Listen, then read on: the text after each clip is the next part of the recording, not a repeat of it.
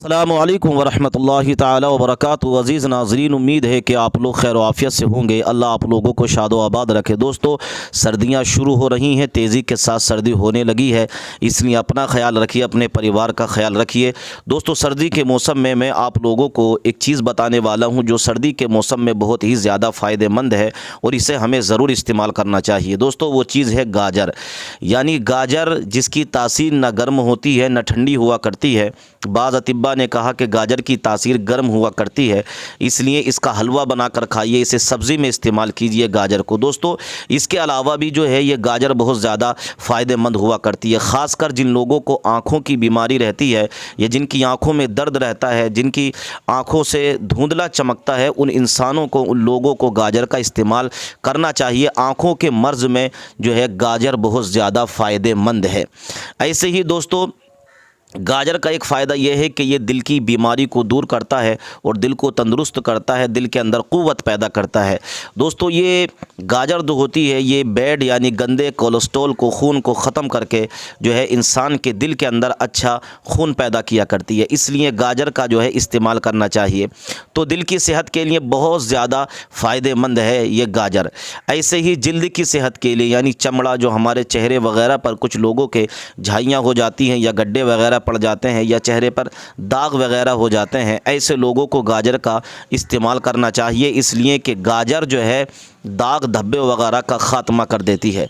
ऐसे ही बाज़ अतिब्बा ने कहा कि कैंसर से बचाव के लिए भी गाजर बहुत ज़्यादा फ़ायदेमंद है। तो जो इंसान गाजर का इस्तेमाल करेगा उसके लिए ये कैंसर से भी बचाव करती है। ऐसे ही दिमागी सेहत के लिए, जिस इंसान का दिमाग कमज़ोर है या परेशान रहते हैं, जो पूरे दिन फ़िक्रमंद रहते हैं, उन लोगों को भी गाजर का इस्तेमाल करना चाहिए। दोस्तों, इसके अलावा गाजर जो है दांतों की सफाई के लिए भी बहुत ज़्यादा फ़ायदेमंद है। दोस्तों, जब कोई इंसान गाजर खाता है और उससे जो लुआब पैदा होता है तो उससे दांतों की भी जो है सफाई हुआ करती है। दोस्तों, तो इस गाजर के बहुत ज़्यादा फ़ायदे हैं, इसलिए गाजर ज़रूर इस्तेमाल करना चाहिए। ख़ुद भी खाएं, अपने बच्चों को भी इस मौसम में गाजर ज़रूर खिलाएं। आइए सुनते हैं वीडियो को और लाइक और कमेंट ज़रूर कीजिए। कि जब लखनऊ से लखीमपुर की सड़कों पर प्रियंका जी निकली हैं तो ऐसा लग रहा था कि प्रियंका गांधी नहीं बल्कि इंदिरा गांधी चल रही हैं, और उन्होंने जा करके उन किसानों के परिवारों के आंसू पोंछे और आंसू पोंछ करके ये कहा कि कांग्रेस आपके साथ खड़ी है।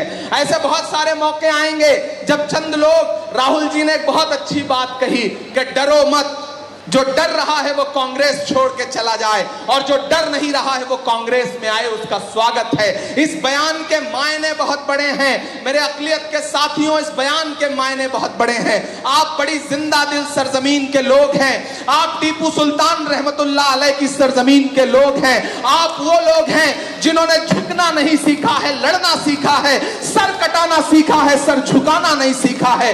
मैं आपको सलाम करते हुए कह रहा हूं कि मुल्क बहुत बुरे दौर से गुजर रहा है। अगर राहुल गांधी ये कह रहे हैं कि डरो मत, तो इसके मायने समझो। ऐसे भी लोग बीच में गुजरे जो हमें छोड़ के चले गए। खड़गे साहब यहाँ बैठे हैं, हमारे गार्जियन की तरह हैं। चंद लोग छोड़ के चले गए, कोई सिंधिया चले गए, कोई जतिन प्रसाद चले गए। मीडिया के साथियों ने मुझसे कहा कि इमरान साहब जो छोड़ के चले गए उन पर आप क्या कहते हैं। मैंने कहा इनका सवाल हमसे मत पूछिए, ये वो लोग हैं जिनके वालिदैन तक को कांग्रेस पार्टी ने अपने खून पसीने से सींचा है। आज अगर वो छोड़ के चले गए तो उनका सवाल हमसे नहीं, उनसे पूछिए।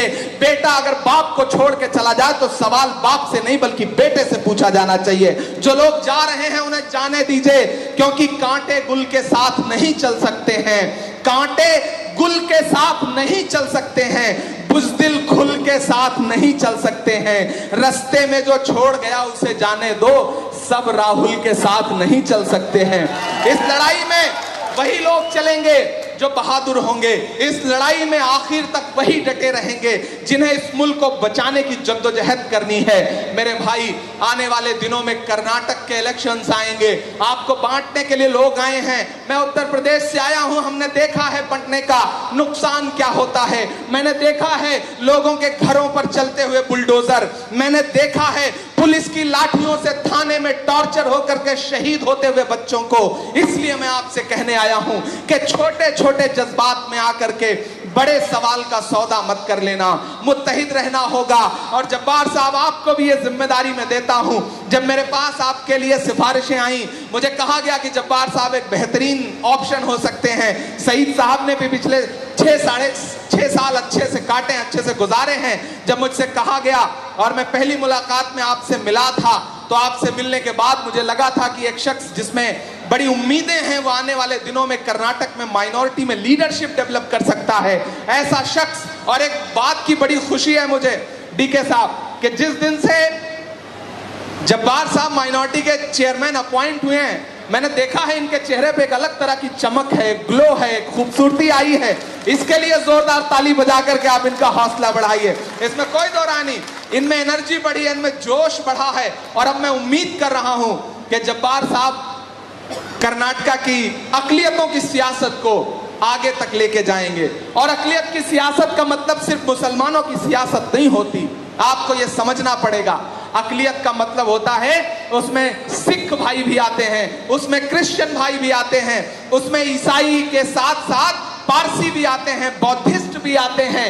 6 कम्युनिटी मिला करके तब माइनॉरिटी डिपार्टमेंट बनता है। मैं आपसे एक चीज ये भी कहूंगा कि अपनी कमेटी में, अपनी बॉडी में, चाहे वो स्टेट की बॉडी हो या डिस्ट्रिक्ट की बॉडी हो, बाकी भी जो अकलियत के जमातें हैं उनको अपना साथ लाइए, उनको अपने और उनको रिप्रेजेंटेशन दीजिए। अगर किसी डिस्ट्रिक्ट में सरदार भाई हैं, क्रिश्चियन भाई तो पूरे कर्नाटका में बड़ी तादाद में मौजूद हैं। और ये जो हुकूमत है, मैंने सुना है आने वाले दिनों में कन्वर्जन बिल लेकर के आ रहे हैं, उनके निशाने पर आने वाले दिनों में पूरी तरह से क्रिश्चियन भाई भी रहेंगे। पहले हम निशाने पर थे, अब क्रिश्चियन भाई हैं। उधर दिल्ली के आसपास सरदार भाइयों का नंबर है। मेरे भाई, मेरी एक बात संजीदगी से नोट करके ले जाना, पूरी दुनिया के किसी भी मुल्क में जब जब जमहूरियत कमजोर होगी, आईन कमजोर होगा, तो पहली चोट जो पड़ेगी वो अकलियतों पर पड़ेगी, माइनॉरिटीज पर पड़ेगी। ये हुकूमत यही कर रही है। ये हुकूमत ऐसी हुकूमत है कि जिसने आपको तोहफे में महंगाई दी है, आपको तोहफे में शहरों के नाम बदलने की एक रवायत शुरू कर दी है। खुद कुछ नहीं कर पा रहे हैं, बस दूसरी इमारतों पर ठप्पा लगाने के अलावा कुछ नहीं कर पा रहे हैं। मैं यहां खड़ा होकर के आपसे कह रहा हूं कि नया पाने की चाहत में पुराना छूट जाता है। तुझे अपनाऊं तो मुझसे जमाना रूठ जाता है। मोहब्बत पढ़ने लिखने में बहुत आसान है, लेकिन मोहब्बत को निभाने में पसीना छूट। तो मौजूद नाज़रीन गिरामी, इमरान प्रतापगढ़ी साहब की हमने कभी इंसल्ट या बेइज्जती या नहीं की, लेकिन आज भी हम बेइज्जती करने नहीं जा रहे, लेकिन हक बयान करेंगे, हम बीच की बात बयान करेंगे। आप जो यहाँ पे खड़े होकर तकरीर में कांग्रेस की तारीफ़ें किए जा रहे हो, देखें बीजेपी के ऊपर ब्लेम चल रहा है पूरे इंडिया में और उनके ऊपर इतराज़ात चल रहे हैं, यहाँ तक कि नौजवान सड़कों पे आ गए हैं। क्यों? कि साफ पानी पीने को नहीं मिला इन सबको, ना कांग्रेस ने दिया और ना ही बीजेपी ने किया। तो कांग्रेस ने क्या किया? देखें, ना बीजेपी ने और ना कांग्रेस ने हर शहरी तक साफ पीने के पानी की जमानत दी थी, लेकिन गांव और शहरों में आलूदा पानी से बीमारियां फैलती रहीं। तो शहरों में कुछ हुआ तो हुआ, लेकिन देहातों में नहीं हुआ। देखें, पानी के बारे में कुरान पाक में अल्लाह ताला ने फरमाया कि वजअलना मिनल माइ कुल्ला शैइन हई, हमने पानी से हर चीज़ को ज़िंदगी बख्शी है। अब खुद देखें कि पानी के बगैर कुछ नहीं। और वो